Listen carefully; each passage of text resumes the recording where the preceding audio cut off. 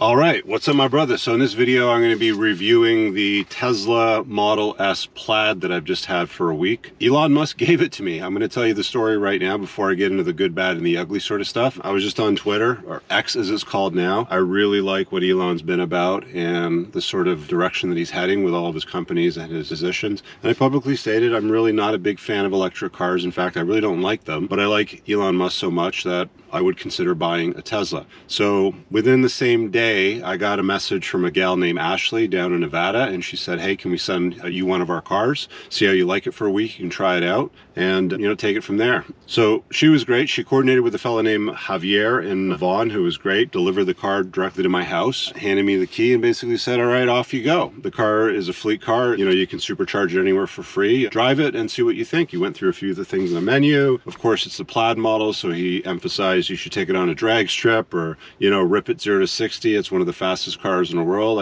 Of course, that's one of the things that interested me in a Plaid S. So let me get into the good, the bad, and the ugly sort of thing with this video. So I've kept copious notes as I've been driving this thing for the last week straight. I haven't driven any of my other cars. I've just been driving an electric car. And again, before I get into this, guys, I want to say this. I am not an electric car fan. I really don't love a lot about them. I've always loved, the whole internal combustion engine sort of narrative and, the suck, squish, bang, blow sort of sequence of events that happens with a high performance gasoline car. I just said electric car for some reason there. So here's what I liked about this car, and I'll get into the don't like in a second. So the one pedal driving is very, very good. It really grew on me. And if you don't know what that means, if you're new to electric cars, I know some of you guys are going to be Tesla watchers right now, and many of you are not because you're my regular audience, but you can drive up in a direction, let your foot off the accelerator, and then some sort of a device, a energy recovery device deploys, and it creates drag on the car. The first time I used it when I had a passenger in my car, I basically let off the throttle or the accelerator.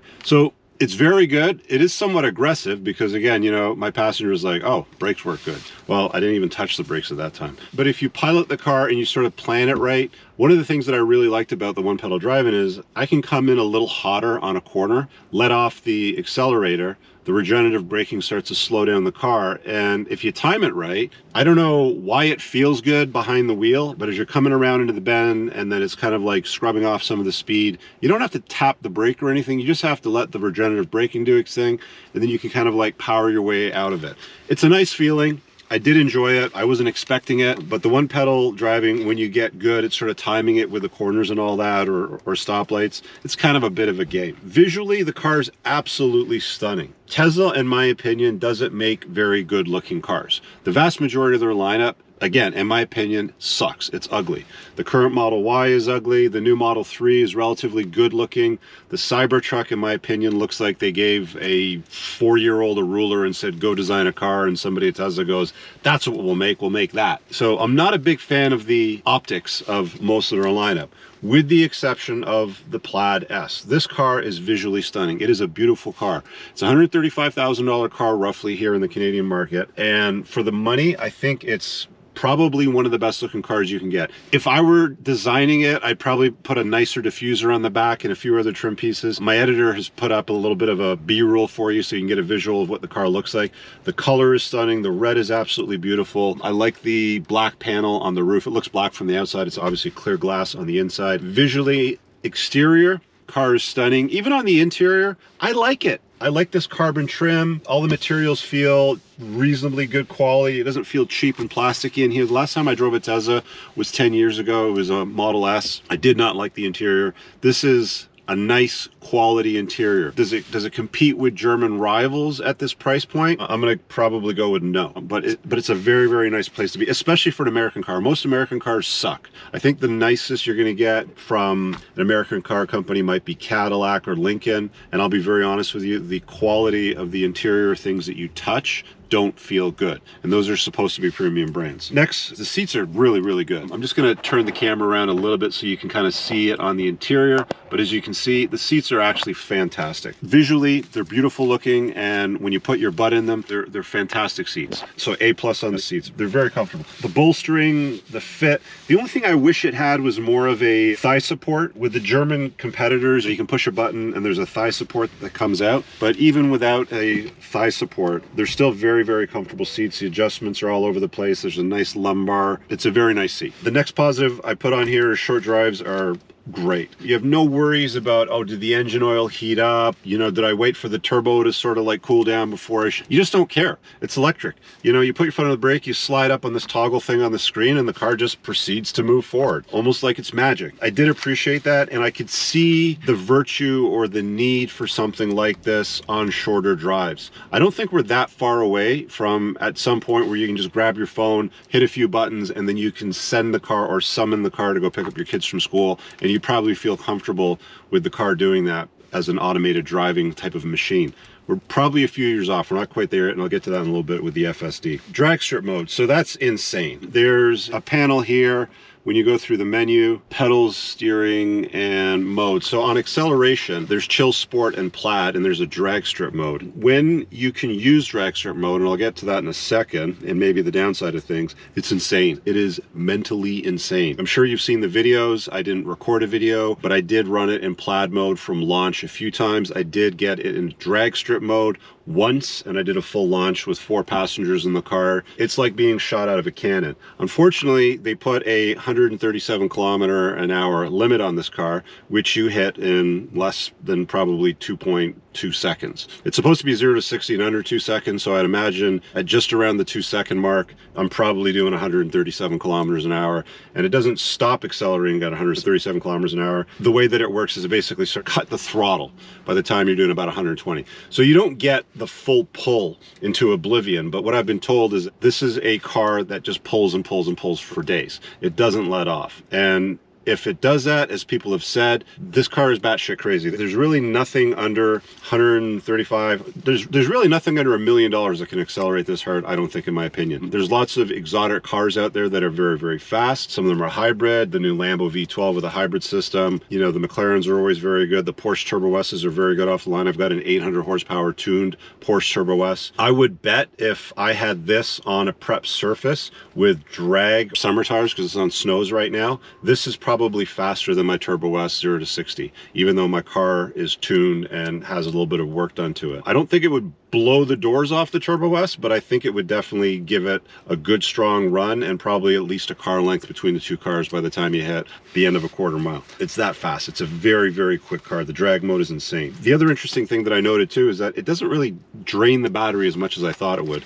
I figured preparing the battery for drag strip mode and then launching it and all that sort of stuff, you'd see like a 5% reduction in, you know, battery, but you don't. It doesn't really move the needle that much, so I found that interesting. Running it back to back to back to back, that might be a different story, but using it just the one time, didn't really see like a noticeable, oh, you know, we just lost 3% in the charge by, you know, running that 0 to 60 run sort of thing. The other benefit I jotted down here is very, very quiet in the morning, so your neighbors will be happy. I didn't really realize how loud my cars are because they all have exhaust or tunes or exhaust and a tune, so they all make pretty, you know, loud noise when you do a cold start in the morning, so I'm sure my neighbors enjoyed me driving this for the past week. I guess it's nice being able to, like, you know, zip out of the neighborhood early in the morning and not piss off your neighbors. Another strong benefit too is I think the brakes in this car would probably last the life of the car. I can't see why they wouldn't. You don't really use the brakes that much, you know, if I'm being honest. I probably use the brakes maybe 10% of the time when it comes to stopping. And even then it's rare, and it's, you know, you're coming up to a light or something like that and you need to scrub off a little more speed, like you didn't time the one pedal braking right, so you tap the brake a little bit. But I would imagine because of the regenerative braking system and the one pedal braking system, you wouldn't need to use the brakes much. I wouldn't be surprised if these brakes last 150, 200,000 kilometers if you drive the car right. Another interesting thing that I jotted down, it's a silly small thing, but you get a courtesy beep when your light goes green. And if you're like me, where you're at a red light and you're like, okay, you're checking out that car over there, you know, maybe you have a look at your phone screen for a second, you know, you're stopped. When the light goes green, you get this like little courtesy beep, and it's like, hey, by the way, light's green, you can drive now. It's just a nice thing, so you never have to like sit there and somebody blasts a horn because you've been distracted for a second doing something else in your car, fiddling around, get something out of a door box or something like that. It's just a nice feature I've never seen in any other car. Also love that the windows close when you lock the car. so that's a nice built-in feature. Passing is so easy because you get 100% of the torque available from 0 RPM. In any circumstance, if you see a little hole, anything at all, it's very, very easy just to give the throttle a squirt and you're straight in it. I drove the car up to Collingwood, up to Blue Mountain for a little ski trip. We had the car loaded and everything like that, and I was going around this roundabout, and the roundabout basically had 2 lanes leading up to the roundabout, through the roundabout, and then coming out of it, and then it went back to 1 lane, so there's a merging lane. And I managed to get by, like, I don't know, like 5 or 6 cars, just giving it a little squirt through the roundabout and merging back in. Something I probably couldn't have done with any of my other cars, maybe with the exception of the Turbo S. But it's just effortless. Like, you don't feel like there's anything holding you back, if I can put it that way. All right, let's get on to the bad, because my bad list is unfortunately longer than the good list. The headliner here, so this headline to enter into the car, I'm gonna push the door over here to open it, sort of thing like this, just let a little air in, but the headline over here to get in and out of the car is annoyingly low. And I don't know if it's low or if it's the seat that's high. I suspect because I'm sitting on batteries, because in these cars, the entire battery pack is underneath the floorboard, the seats, the back seats and all that. Basically, the entire bottom of the car is battery. And because batteries, I don't know how big they are, let's just assume that they're yay big. Now the seat is that much higher than what it would be in a normal car. So they don't raise the roof line of the car. They leave the roof line where it would look good. It gives the aesthetics of a good looking car on the exterior. But to get in and out, like, I'm not super tall. I mean, I'm 6'2", but you can see over here, you know, with the camera, I mean, I've got headroom here between my head and the glass, but between here and here, like, I'm doing this to get in and out of the car. I just don't like it. Now, my daily driver is an Audi SUV. That's obviously easier to get in and out of. If you're gonna have that much space or have to raise the seat up that much more, then give me a higher sort of like line with the car, but I suspect they didn't do that in the Model S because that would change the aesthetics, the looks of the car. They would have to raise a roof line and it might look a little bit goofy. It might look more like the Model 3. The next thing I put on the bad list, superchargers. They're not close to where I live. I don't live downtown Toronto. I wouldn't say I even live uptown Toronto. I live kind of in the suburbs, and there's no superchargers that are convenient for me, you know, if I can put it that way. I don't have a 40-volt charger in my garage because I don't own an electric car. They didn't give me one for the 120-volt, so that was absent. But they did say, look, you know, charge it wherever you want. It's a fleet car. It's absolutely free. So to give this thing a full charge was somewhat inconvenient, you know, if I can put it that way. I thought the supercharger network was more elaborate than what it is. Does it work? Yes. Does it need to be more elaborate? Also yes. I also mentioned here on slippery days that it pushes a little bit around corners on slipperier conditions, so snow, sleet, ice, and stuff like that. Today's actually a nice day. It's 8 degrees out. Most of the snow is melting. When they gave me the car last week, it was quite cold and the weather wasn't even that good. It was pretty bad for a few days, so I had this in some pretty inclement, bad weather, if I can put it that way. And I noticed that when you go around corners, because of the weight of the car, this is on snows, brand new snows, the car is literally almost new. They gave it to me with 150 kilometers on it. I think I've put about 400 kilometers on it. And I noticed going around the bends, I mean, it's a heavy car, but going around the bends, it sort of pushes its weight, if I can put it that way. I've got all seasons on my Audi SUV, and I would say the grip level is comparable on the Audi going around bends to something like this. This is a bigger car with better tires for the winter conditions, but because of the weight of the car, you can feel it sort of push into the corners. Not something terrible. I think that you could get used to it or just adjust your driving according to the weight of the vehicle. That being said, it's a heavy vehicle and I don't like heavy vehicles. You know, this thing weighs quite a lot. It's almost a 5,000 pound car. It's about 4,800 pounds. It's a heavy car. My Spider RS is about 3,000 pounds. You notice the weight. I mean, I do notice the weight quite a bit. All of my cars are definitely lighter than this. Even my Turbo S is lighter than this. Another negative I jotted down over here. So I put down the button for the glove box is gone. I don't get that. Like, you have a glove box over here. There's literally no button. To get to the glove box, I have to go hit one button over here, and then it's probably, and then I have to guess, you know, probably, let's see, your locks. No, is it under locks? Again, you own the car. I'm sure you know where it is, but pedals and steering, is it under that? No. Oh, controls. It's got to be under controls. Okay, so for me to get to it, I would have to go one button, controls, 2 buttons, and glove box, 3 buttons. Why do I have to press 3 buttons on a screen to get in my glove box when I can just tap a button on a glove box on any other car? I don't understand the over engineering of some shit in Teslas. It just doesn't make sense to me. I'm going to get to a few other things in a little bit. To have to go through 3 menu items to open up the glove box, and I'm sure somebody in the comments going to be like, but Rich, I own a Tesla. You can do a shortcut and put it on the bottom of the fucking screen. Great, maybe you can, but even then you're limited to the amount of shortcut buttons that you can get to. If anybody else gets in a car that's never been in a Tesla, they're going to be like, how do I open a glove box? And then you have to explain to them, oh, you have to go through all this stupid stuff in the menu and look like a goof, you know, to open up a glove box. It just shouldn't be that complicated. There's certain things that you don't need to re-engineer, and I think things like the glove box, the turn signal, which has been removed from this car. You have 2 buttons over here. The yoke steering wheel, I'll mention that as well, is also stupid. It's great when you're driving straight on the highway and you've got no obstructions because the top of the wheel is obviously missing and there's no obstructions to the screen. But any other time, when you have to turn the wheel, it's annoying as fuck.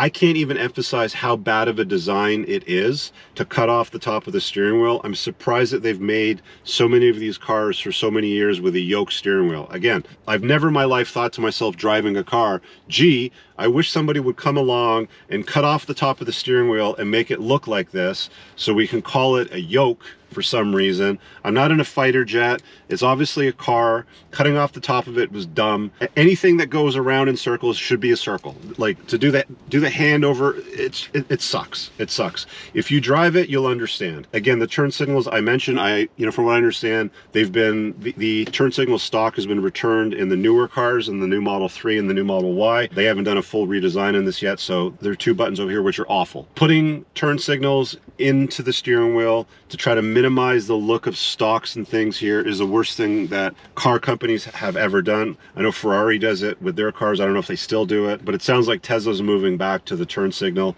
and that's a good thing. But yeah, the yoke, the turn signal, certain things like that, you know, the glove box button, stupid. The infotainment system isn't exactly intuitive. Things aren't exactly where you'd think they would always be, but you do get used to it soon enough. It's not the greatest system, but it's not awful either. Okay, so full self-driving. So I jotted down over here, doesn't read speed limit signs. So coming here, I noticed, because I was running it in FSD, I noticed that there was a brand new sign. It's got the big new yellow thing over it, and it says 70 kilometers an hour. So they've reduced the speed limit from 80 kilometers down to 70. I was like, okay, that's interesting. So I waited to see if the car adjusted its speed to the new speed limit sign that was put up, and it didn't. And I realized, well, it's got all these cameras around the car. Why aren't the cameras reading the speed limit signs and making an adjustment on full self-driving to the actual speed limit? Because if you're not paying attention to that, you could end up with a ticket. So small thing, but just, you know, didn't do it. It did later on down the road when the speed limit was, I guess, assumed, or maybe the navigation. I'm assuming the way that it works is Tesla sort of like understands where the car is from a navigation perspective and drives at the speed limit set for that area. But if you're not set, or if it's not reading the signs, it's not going to make manual adjustments to certain areas, which you'll have to, of course, override and supervise. There's no soft closed doors. It's a $135,000 car, so you can't just tap it. That door isn't technically closed.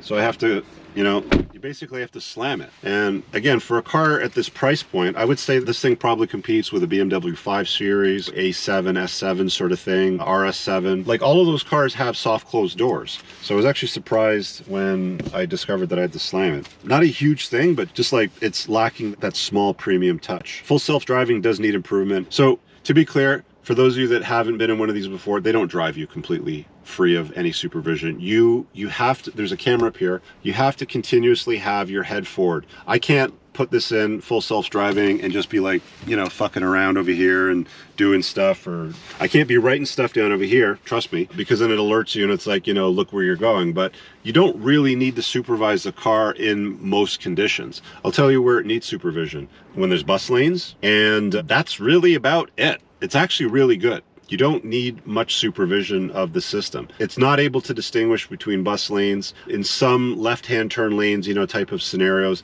I got in a situation where there was 2 left-hand turn lanes and the navigation wanted to go straight and make a left at the next light, but the full self-driving put me in the left-hand turn lane for the immediate light that I was stopped at. So it wasn't able to recognize or distinguish the differences, but the vast majority of the time, it's actually quite good, but it does need improvement. It's not at the point where it's full self-driving. So For those of you that have been like, oh, I heard you can just like, you know, have sex while you're driving the car or something like that. No, you can't. Like you have to be monitoring the road. If you're looking away, the camera alerts. And what I discovered is if you look away enough, and it thinks that you're being a bad boy, it just completely disables full self-driving.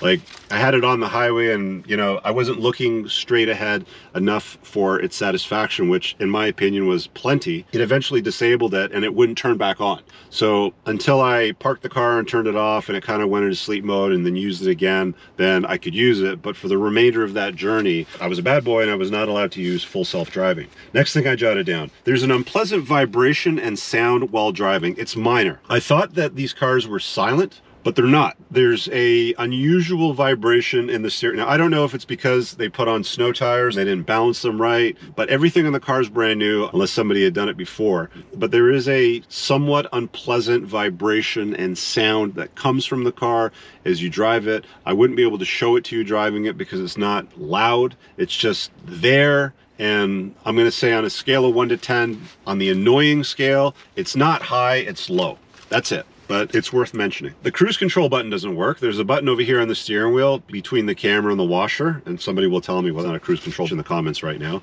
It looks like a cruise control button. It's the same looking button that I have in any of my other cars that indicates the cruise control sort of indicator. So I'm assuming it's a cruise control button, but it does nothing. It activates, it does nothing. I don't know why it's on the steering wheel. It just doesn't work. I also mentioned again, needs wipers, cruise, everything. I'd rather have a turn signal. I'd rather have a wiper stock over here and some kind of a lower stock here or here that allows me to adjust, you know, the cruise control, the speed and all that sort of stuff, the following distance between me and the next car. I don't want to go through 3 different menu things to find shit like that. It should be a quick do for the signals. Oh, the wipers, I want to make an adjustment. I want to squirt the back window, all of that sort of stuff. It's like, it just should be on stocks. Again, I understand that their design language on the interior is let's keep it clean, let's keep it tidy, but I think certain things you just shouldn't mess with. And stocks, round steering wheels, certain things, just don't mess with shit that actually works. You lose about 1% charge overnight, which I found interesting. So it's 71% right now. So if I were to park this in my driveway overnight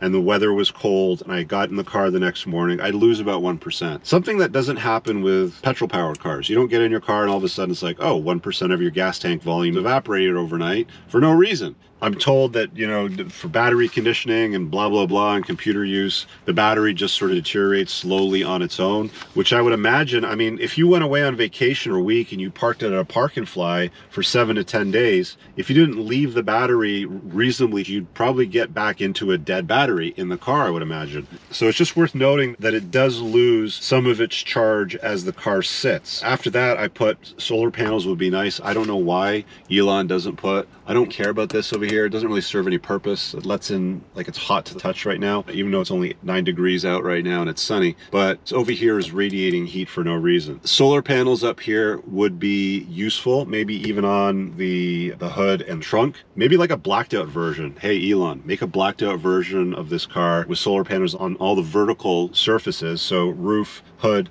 trunk, and I bet that that has enough that you wouldn't lose any charge leaving the car parked outside. In fact, you might even get a little bit of range. From what I understand, with the new Prius Prime, you leave that car outside for a couple of days, you get a few miles of range just leaving it parked in the sun. Not a lot, but it's just like, I don't want to worry about the car being parked somewhere for 10 days. It's like, oh, the battery's dead by the time I get in it. I don't know if that's a real problem for most people. Maybe they have plug-in chargers at park and flies and stuff like that. It's just worth mentioning. Oh, the sun visor. What an utterly useless design. Again, I'm not a giant, so I'm going to sit upright in this thing. I'm going to turn this a little bit this way so you can sort of see it, but it's useless. It's utterly useless. It's either have glare or be blind and not see shit in front of you. I'm currently parked and I'm looking directly ahead. I can barely see the headlights of the Toyota Corolla up in front of me. I can't see inside the cabin. I definitely wouldn't be able to make eye contact with the driver. It's just not a very good design.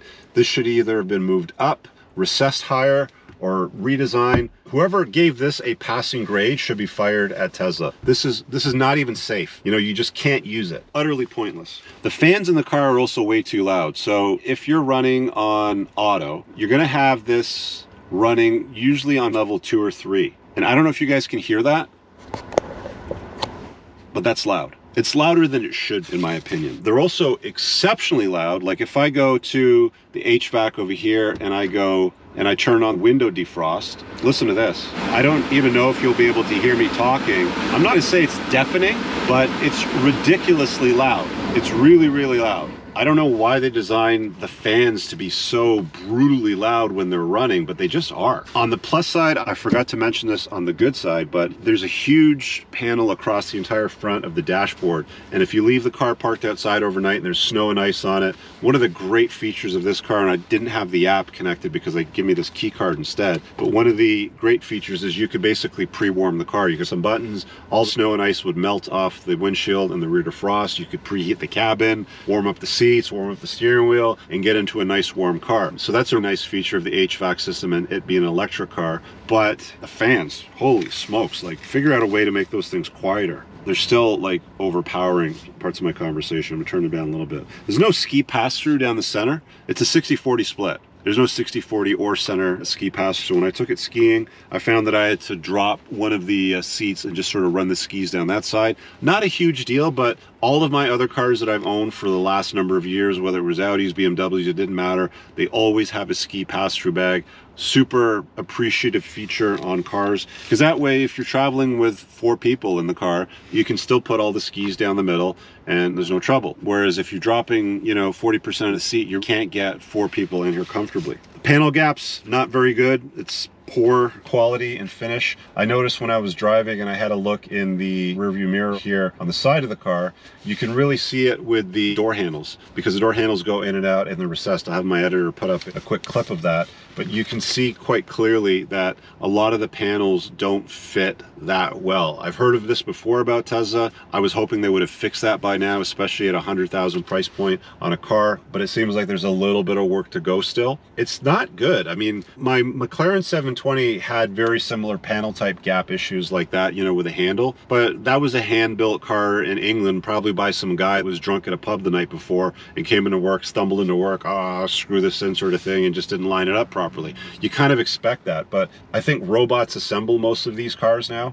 So for me to see panel gap that large in certain areas, it's just, again, it's not appreciated. Like I kind of expect a little bit more. I wish the full self-driving avoided potholes. It's got cameras all over the car. I wish when it's driving by itself, it saw a pothole and it's like, oh, let's just go around that. It's not a problem. It's not going to inconvenience anybody else on the road, but it'll make the ride more comfortable. I also didn't like that the full self-driving would drive in people's blind spots. So you can't really see it over here, but I'm currently parked and there's another car parked ahead of me, not beside me, but ahead of me in the next line. And essentially the car will spend a lot of time in full self-driving, driving in people's blind spots, which I don't like. I was a motorcyclist as a young man, and one of the things that I was always very careful about, and even today as I drive cars, is I try to avoid staying out of people's blind spots. And even with monitoring, like blind spot monitoring detection systems and stuff like that, they're generally pretty good. Not every car has it, and not every driver will pay attention to them because people are stupid. So just for the safety of yourself and your passengers especially, I think it would be appreciative if the car, or even had the option, like you could toggle over,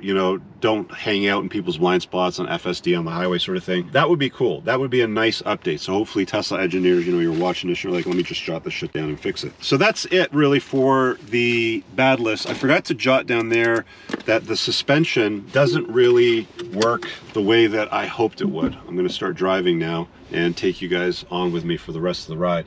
But the suspension on this car, it's an air suspension and it'll raise up and down. See, look, you can see the steering wheel is really annoying. It just kind of disappears out your hand because the top's not there. And I got to push a stupid button over here to turn left. But the suspension is not that comfortable. I think most car reviewers, or like real automotive journalists, that's not me, will probably say something along the lines of, it's crashy. Crashy is probably the way that I would describe it. It's a heavy car. My 5 or 6 year old Audi SUV right now rides better than this. It's got an air suspension as well, but it rides better than this over bumps. It smooths them out, it makes them a lot more comfortable, and this just doesn't. It just, like, and there's that vibration in the pedal and the steering wheel. It doesn't feel like a balancing thing. It's just an unpleasant feeling, like I don't know if it's the electric system or the electric motor, but there's that. So crashy suspension, I hope they can fix it. Maybe it's just an issue with the weight of the car. It's harder to modify, control it, but that's just the way that it works. Power's very nice.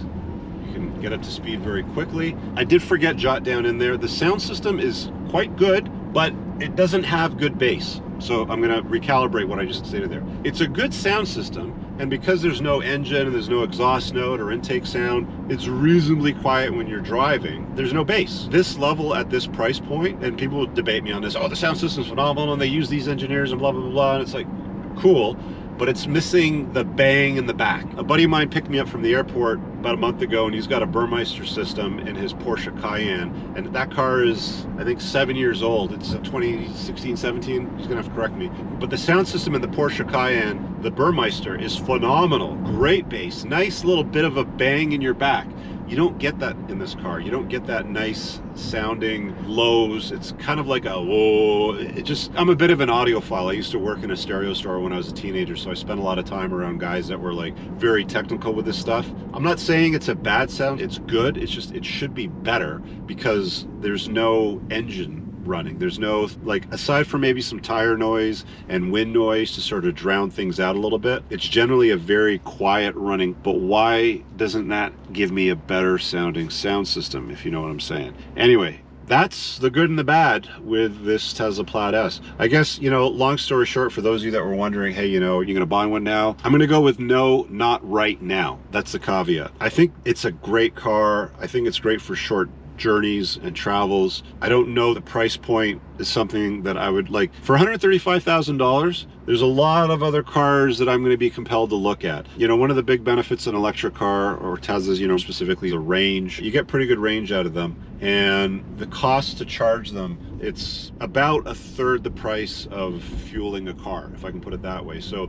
they get the equivalent of 100, 105 miles to the gallon of a gas-powered car. So you know, you figure out the math. I don't know what you're driving. Maybe you're driving a Prius, maybe you're driving a 20 mile to the gallon, you know, regular sort of car. But for most drivers, they'll probably see at least double, maybe 3 times an improvement in cost to travel somewhere. So it's good from that sense. It's an appliance, you know, if I can put it that way. It's, you know, it's an appliance. It doesn't create a sense of emotion, doesn't excite you. Even when you put your foot down, you know, it does that shit. Like, the car rips. It just goes, and it impresses people when you do that, but that's its party trick. That's it, really.